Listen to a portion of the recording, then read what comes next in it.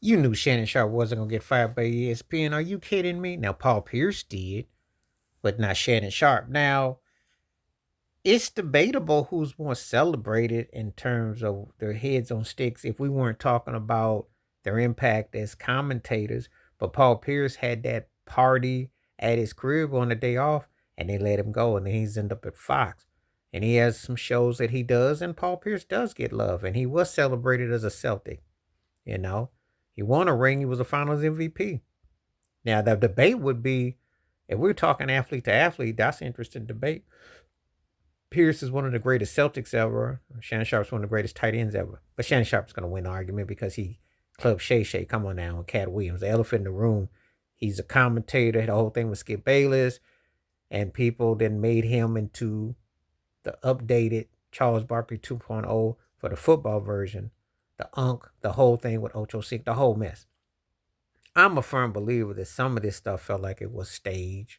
Some people been looking at his bags and how he carries himself and certain things, and they got comments. So I think he almost probably maybe staged this thing. I can't believe that a guy who is as country and organized as he is would just accidentally leave the record button on for his, doing his intimacies or whatever he was doing.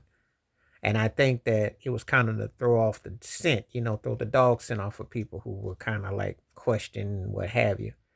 Everybody's sensitive and, you know, but it cracks me up that he would do this after he got all in Ocho Cinco's grill about being punctual and we got a business and we got to be adhere to the corporate and we got to make sure that we do this for the mass and we get all these, crack me up how he did that.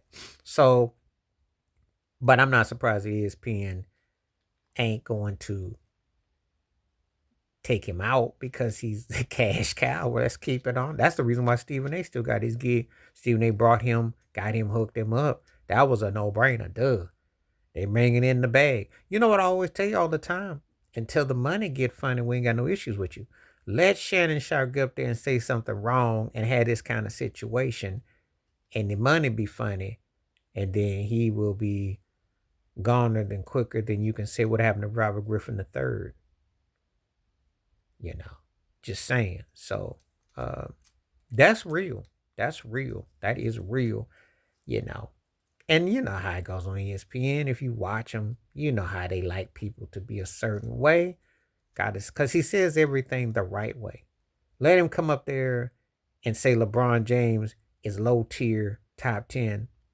Let him come up there and really talk about some real issues and then cause them to take a hit in the money. He's the perfect spin to the way they like things. He's nudged. Like I told you before, Shannon Sharp is somewhere nudged between Steve Harvey and Charles Barkley. If you look at how those cats host shows and articulate come across, that's where he's in between. This ain't by accident, you know. And for black men doing comedy or in TV and stuff, that's like what I call the middle of the road, Bill Cosby like, what Sinbad did, but then with a little bit modernization with a hip hop tune, like a little tone, and you can kind of say a few things that you couldn't have said, but still you're safe. Think about it. It's not by accident. Paul Pierce, they knew he had to go. He was scary.